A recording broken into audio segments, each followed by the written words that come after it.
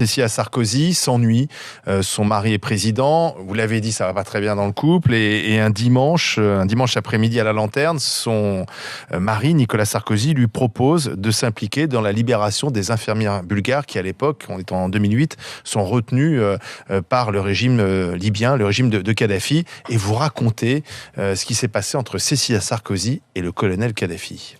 Oui, alors Cécilia Sarkozy va d'abord refuser. L'affaire est extrêmement compliquée.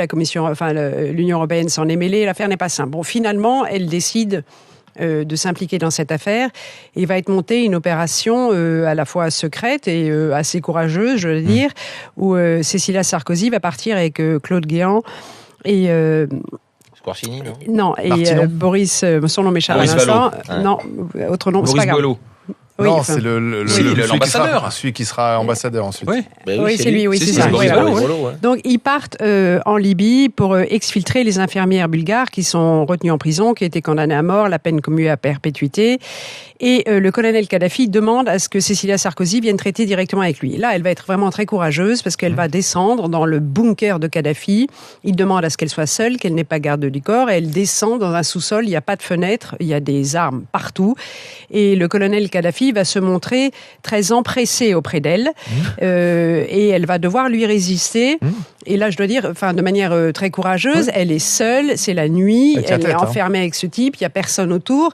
Et voilà, il essaye de la toucher, il essaye de l'embrasser, elle négocie.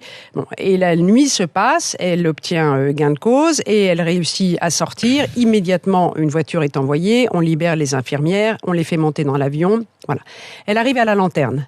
Elle est épuisée, elle a à peine eu le temps de prendre une douche, et il y a donc un petit dîner qui s'improvise et elle raconte. Elle est vraiment fatiguée, ça a été une tension extrême, et elle raconte. Alors là, il faut imaginer qu'on est dans une petite salle à manger 18e, au mur des œuvres d'art de Fragonard, des chaises Empire, une nappe blanche, de l'argenterie, la porcelaine de Sèvres, les maîtres d'hôtel, et Cécilia, ils sont 5 autour de la table.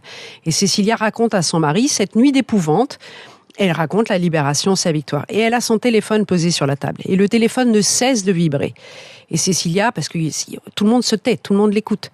Elle ne regarde pas son téléphone, elle éteint à chaque fois. Et le téléphone se remet à sonner. Elle éteint, et elle raconte, elle éteint, et elle raconte. Et le téléphone sonne 1, 2, 3, 4, 5, 6 fois. La 7e, elle a fini son récit. Nicolas Sarkozy a les larmes aux yeux. Il dit qu'il va faire décorer les officiers de sécurité qui ont pris ces risques. Genre, les officiers de sécurité dînent dans la cuisine. Hein. Et Claude Guéant approuve. Et là, le téléphone sonne pour la 8e fois. Et Cécilia décroche, met sur haut-parleur. Et là, dans la salle à manger de la Lanterne, on entend la voix du colonel Kadhafi qui dit « Cécilia, I want you. Cécilia, I want you back. » Le colonel Kadhafi appelle à la Lanterne pour que Cécilia Sarkozy revienne et pour lui dire son amour.